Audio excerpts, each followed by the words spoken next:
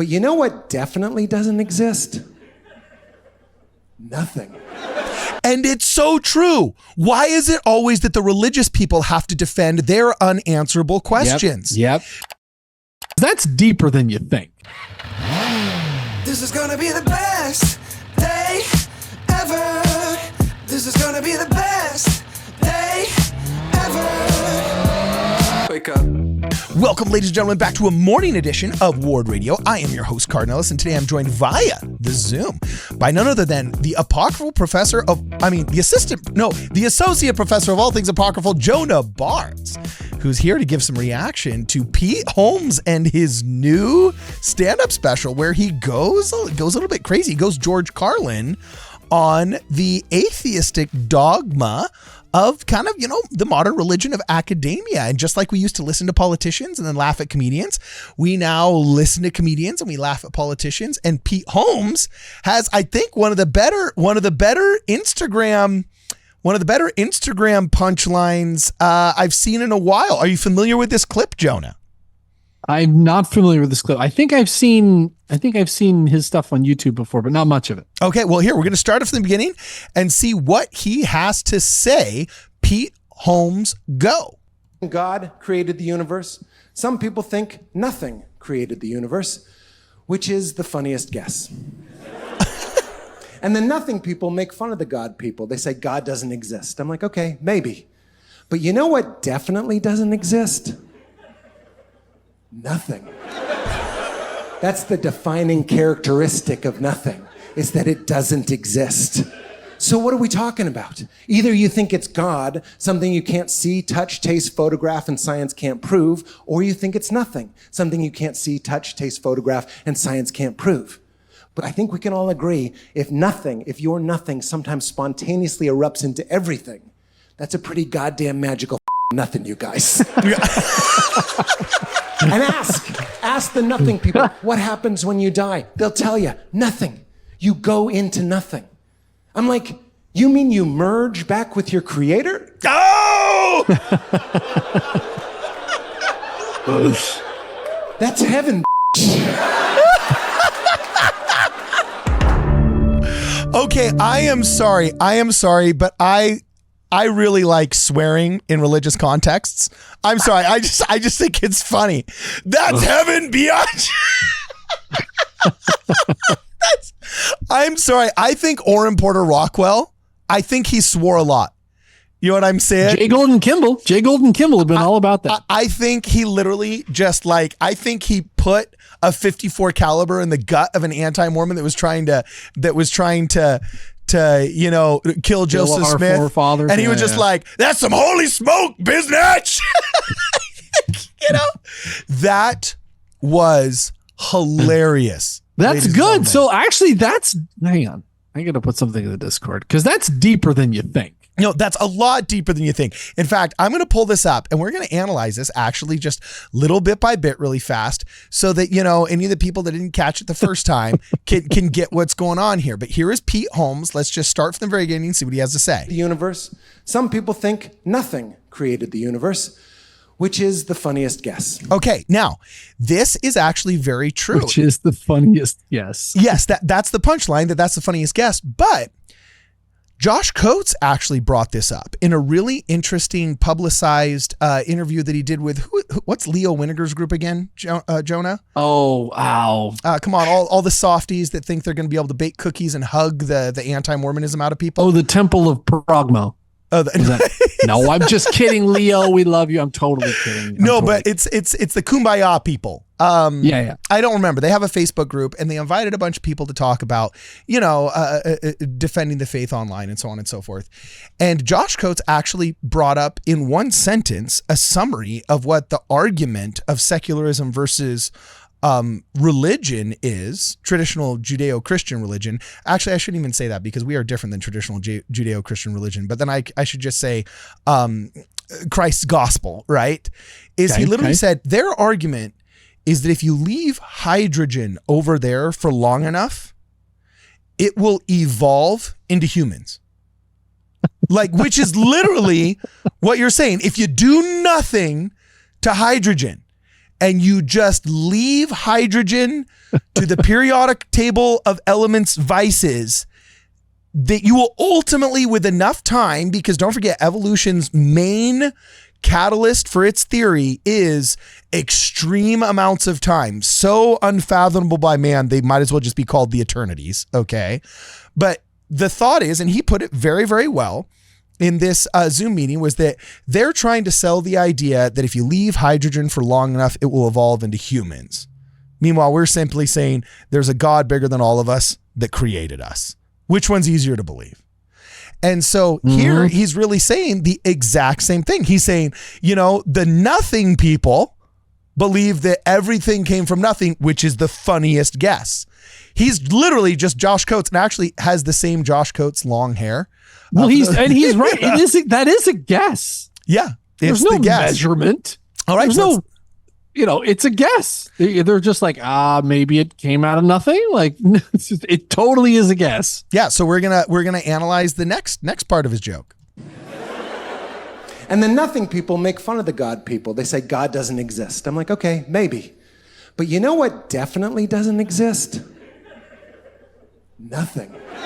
And it's so true. Why is it always that the religious people have to defend their unanswerable questions? Yep. Nobody ever says, all right, smarty pants, you explain to me the small force. We say that the priesthood holds the world together. Well, what's the priesthood? Well, it's kind of this indescribable force that God has given man to act on his behalf. Ha ha ha ha, thou art an idiot. Okay, how do you say the world is held together? Well, electrons attract protons, but neutrons, we don't know how those stick together. We call it the small force because it's a force. It's a force and it's really strong. We used to call it the God force. We used to call it the God force, but now we just call it the small force. Well, what is it? It's this small force that holds the universe together that we can't explain. Oh, so when we say it's a mystery of God, you make fun of us. But when you say it's a mystery of science, then all of a sudden, like, you're the smart guy? Yep. This is what Terence McKenna said. He said, modern science is based off the principle, give us one free miracle and we'll explain the rest. It's like you're so upset that we claim these miracles when you also claim these miracles. You just truncate them all at the very, very beginning. Yeah. And you say, well, okay, let's get this out of the way. Now let's move on. It's like, wait a minute. No, you don't get away with that. Get away with that. You can't explain any of this stuff.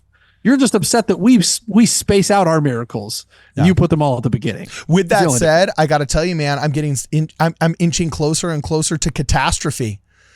To being a catastrophist, sorry. Oh no. And a short period, the Bible is literal person. As I'm studying more the Grand Canyon and how we've been given a false bill of goods on the geology of that place. You know what I'm saying? The Grand Canyon, I think, will hold the secret to so much of the biblical creation theory. It is absurd. As you get into the hard science of the Grand Canyon and how all of the theories are just getting disproven in the Grand Canyon. It is nuts, man. I used to be one of these guys that was like, well, I mean, it kind of makes sense. Like science and the book of Genesis are kind of pretty much saying the same thing. If you study basic evolution, this and that. And I thought there was like zero conflict. I think these scientists, like 95% of them are tribalistic liars at this point. You know what I'm saying? Like, dude, word, man. I just do, dude. Like, these are the people that for 2 years forced us to lose our jobs and let our loved ones die in hospitals for the pseudoscience of 6 feet apart. Yeah. Without being able to show a single study that has somehow helped some society somewhere. We all had to adopt that pseudoscience under threat of losing our jobs because the scientists said so. They literally sacrificed all credibility just to be the cool people on CNN for 2 years. But then they move on. But then they move right on so you don't remember it. I always remind my children that I'm old enough to remember acid rain was going to kill us all. Yeah. The hole in the ozone was going to kill us all. Ooh, that was a good one. Global cooling. Yeah. Global cooling was going to kill us all. And then when they figured out it wasn't global cooling, it became global warming. And then when they couldn't prove global warming, they're like, climate change. Yep. Remember peak oil? Peak oil was we were all going to die with no oil. We're going to run out of oil. Overpopulation was going to kill us all. Boom, remember the rainforest? Yeah. Remember the rainforest was all going to be gone. We're all going to die.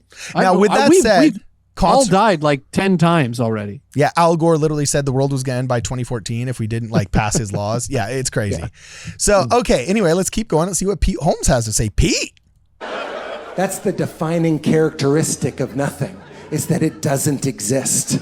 So what are we talking about? Either you think it's God, something you can't see, touch, taste, photograph, and science can't prove, or you think it's nothing, something you can't see, touch, taste, photograph, and science can't prove.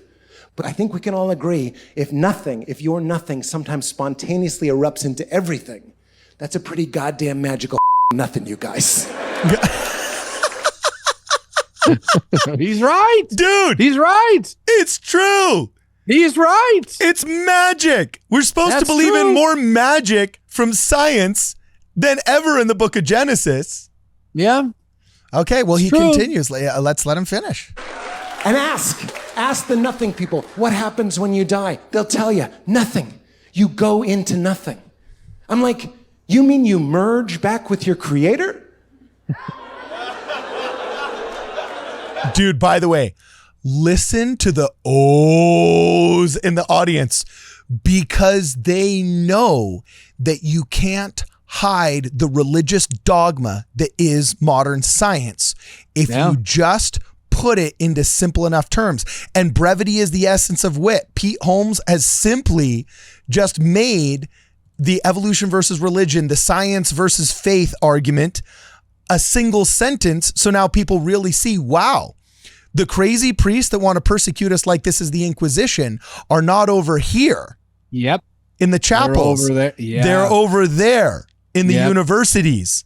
You know what I'm saying? Totally right. And it's hardcore, man. This is literally like George Carlin when he was making fun of the Christian right in the 80s, saying, God's always so powerful. God's always so powerful. But then why does he need so much money? All the time. They're always asking for money. You know, it's like he literally recreated a sermon from an evangelical pastor asking for money.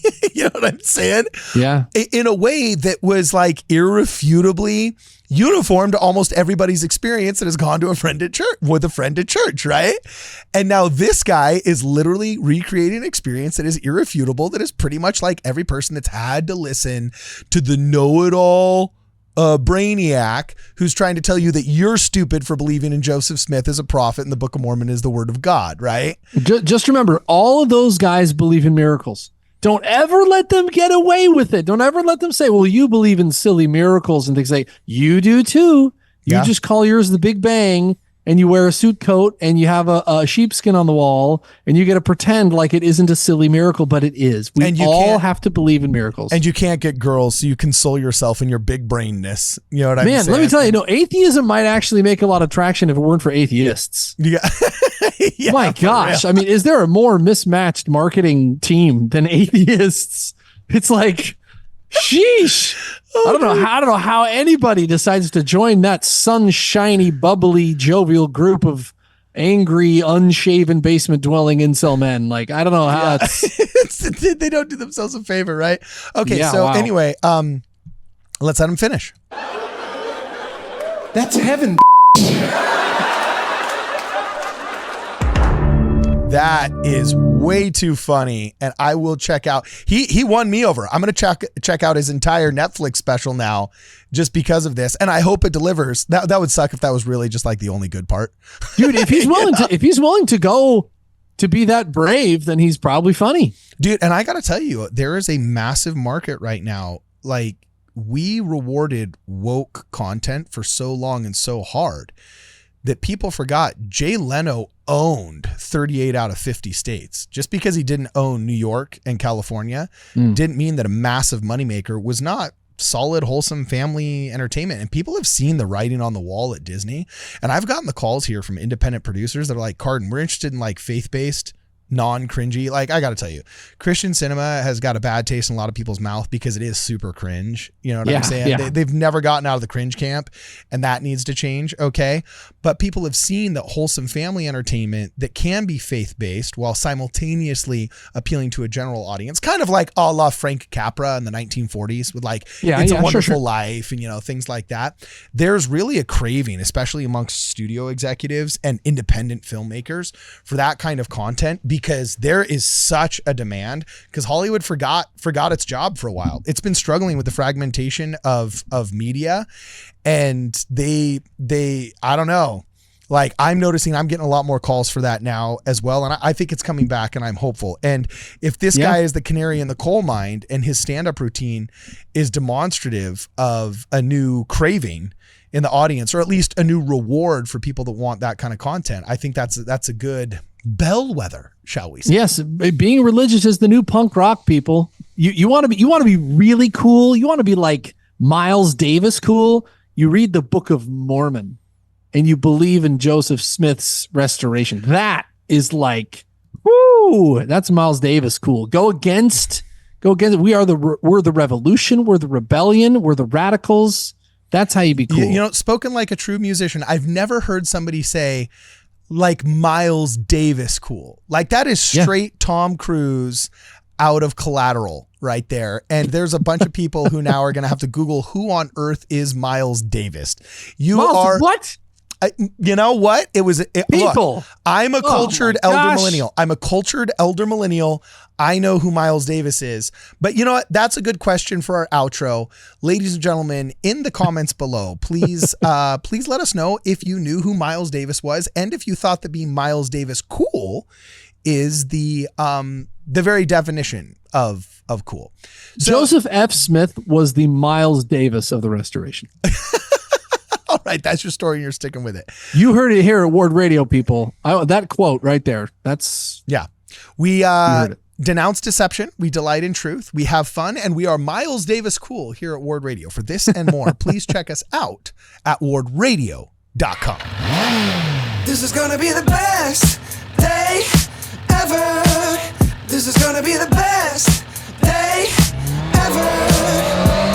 Wake up, top of the morning. The bacon is crispy, the coffee is pouring. My meditation is peeling an orange. The bank says I'm already scoring. I got a parking spot right outside. Step into my brand new ride. All we ever get is green lights and blue skies. This is gonna be the best day